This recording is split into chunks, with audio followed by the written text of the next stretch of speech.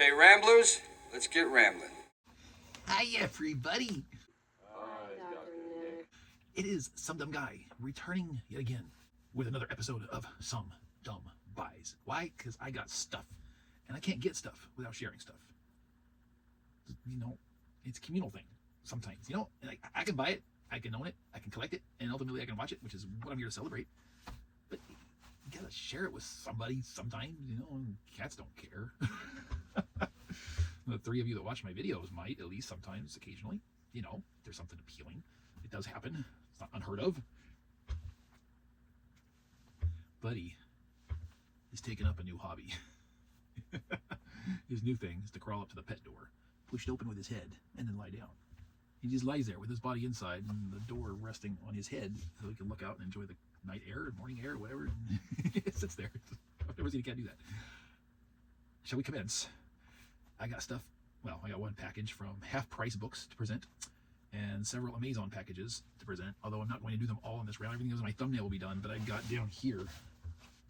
Well, let me see if I can present real fast. Not that it matters, but just say, hey, preview to come. Just, you know, I want to move right along. Why? Because the gravy train keeps on rolling into the station from thereabouts. Orders are still coming in, as they do. I foresee myself quickly running out of room, which means I'm going to have to, all over again, reassess what I'm doing. Now, I decided when I set this all up that this entire side, minus this intersection, would be devoted strictly to Kino Lorber. The rate I'm going, Kino Lorber's going to have to find a second home. Because everything you see here, below where you can't see, yeah. Kino. My good friends. But, envelope, Half Price Books.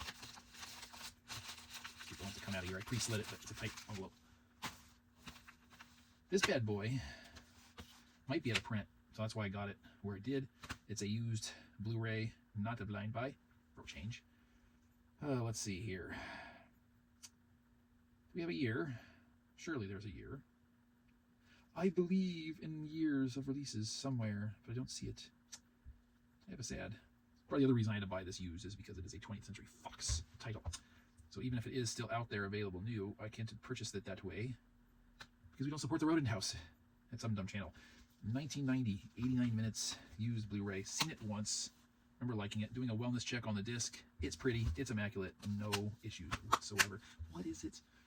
It is Jean-Claude Van Damme in Death Warrant. Also co-starring Robert Guillaume, Cynthia Gibb. I kind of miss her.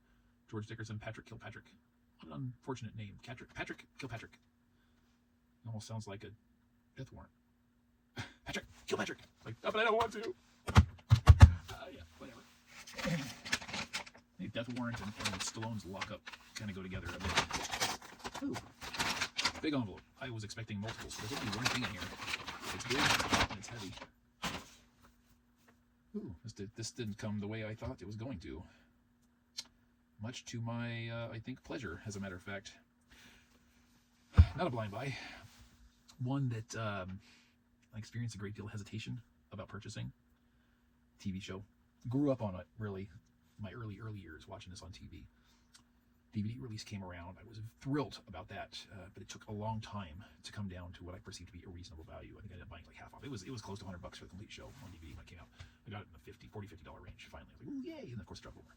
Then a freaking Blu-ray was released, and I'd only seen the pilot by then. I'm like, I don't really want to double dip. I don't want to. But then it came, and I'm like, oh, no, because there were follow-up TV movies after the show, and those were on the DVD set. And I'm like, I'm on a Blu-ray set, or I'm gonna lose that. I don't want to double dip. I'm happy with the quality of the DVD, all things considered. Why?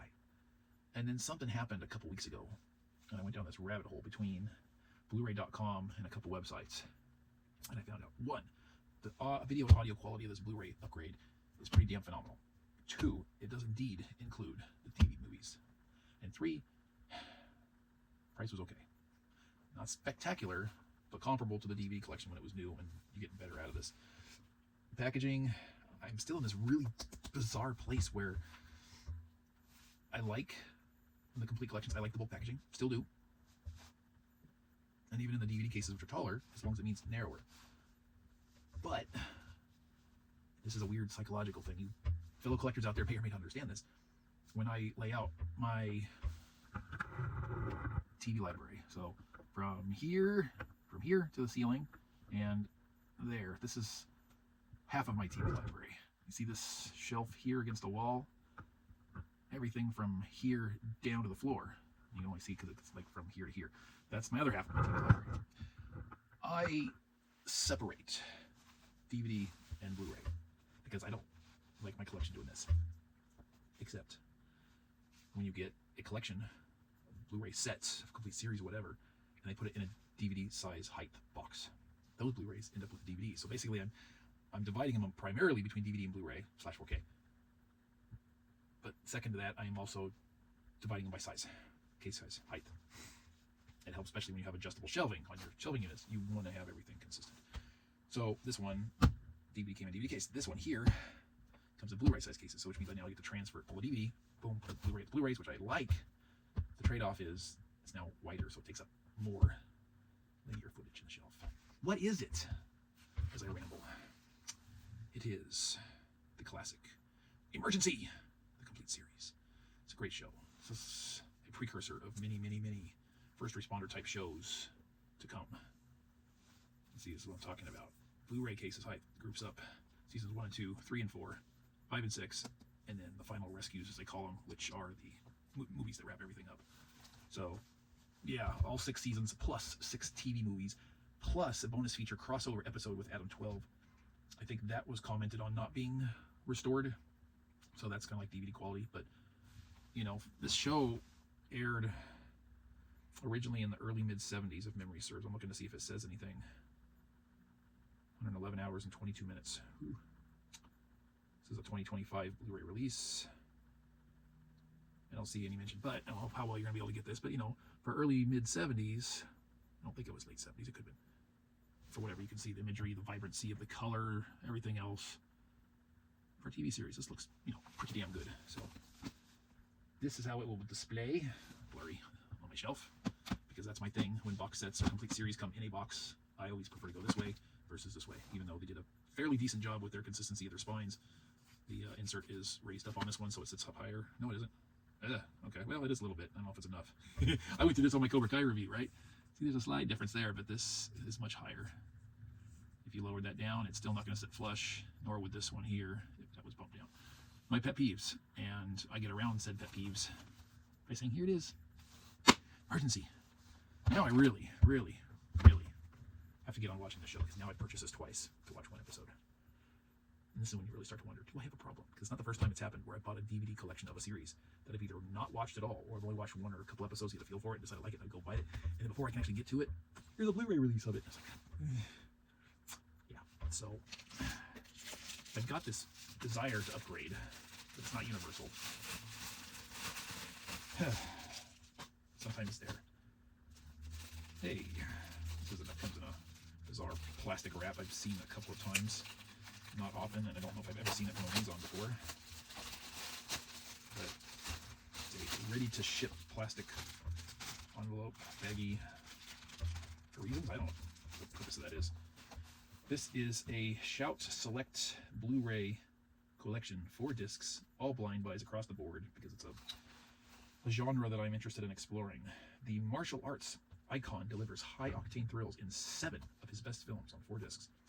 Would prefer 1 disc per film, but this company puts out decently enough quality releases usually to make up for it. These films seem to range, without going into more specifics just yet, from 1972 through maybe 1989. There's no in-order list here, or is there? There is, okay. 7 films from 1972 to 1978. I think the 1989 must be artwork, copyright. So what do we have here? Because I'm already rambling too much. We have the Sunny Chiba. I hope I'm pronouncing that collection. Sunny Chiba isn't the most Asian or Japanese or whatever this is supposed to be sounding name.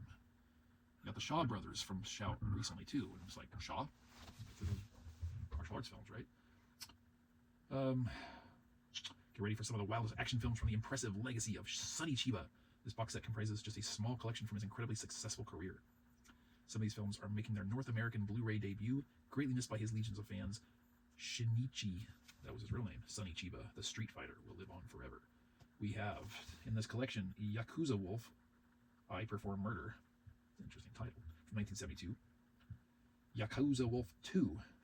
Extend my condolences. I'm sorry, but that's the ultimate in cheese. I love it. 1972 as well. Wow, movie and a sequel in the same year. Bodyguard Kiva, 1973. Bodyguard Kiva 2, 1973. Well, they were pretty efficient, seemingly so. Shogun's Shadow from 1989. Oh, okay, so there's not numerical order then. That makes sense. Never mind. We're going to retract everything we said earlier. Samurai Reincarnation from 1981. Swords of Vengeance from 1978. Why aren't they listed in order? It's weird. Very, very weird. But I don't know, him as a oops. Johnny's gun fell off. Let this be a lesson to you people. You don't buy the cheap non-name brand Legos. Although this is the only version I've ever seen of this, because unless you want to pull out the super glue with your assembly, these things are less than stable. Believe me, I've been tempted. I've had this thing together for about a week, and just about every day I've considered gluing this sucker together. These pieces don't fit together as snugly as one would like. Poor Johnny. Be okay, Johnny. Okay, so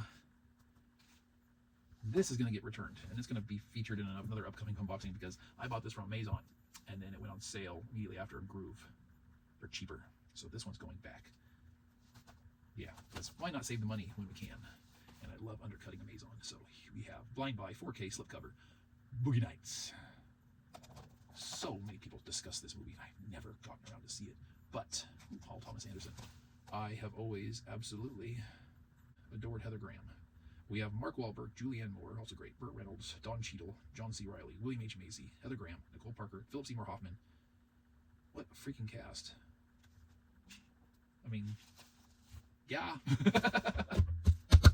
Really know nothing about what the damn movie's about, though.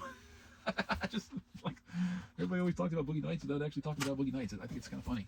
All right, let's just see what's in there. I already opened this and I pulled something that was non-physical media related out of it because I ordered something, so it wouldn't surprise me if there's not much in here. It's like a giant packing worm. Okay, we got two titles here. I'm gonna set them aside without really looking at them just to get this awkward box out of our hair. Ooh, two Warner Archive Collection releases, both blind buys. But as you all know me, when it comes to Warner Archive Collection, I'm almost just in, just based on it being so. I mean, as non-discriminating as I am, or indiscriminating? Non-discriminating? No. For Kino, I'm even more so here because the quality of their work and the selection of their films rarely disappoints. This has a feel of an older release. But what we have, I mean, as far as like not an older film, but an older, you know. This is from 1952 at 91 minutes. Starring Alan Ladd and Virginia Mayo. Alan Ladd as Jim Bowie, the Louisiana Bayou Man, and Virginia Mayo as Judalon, Judlon, the shameless belle of Natchez, the Bowie knife, the Bowie woman.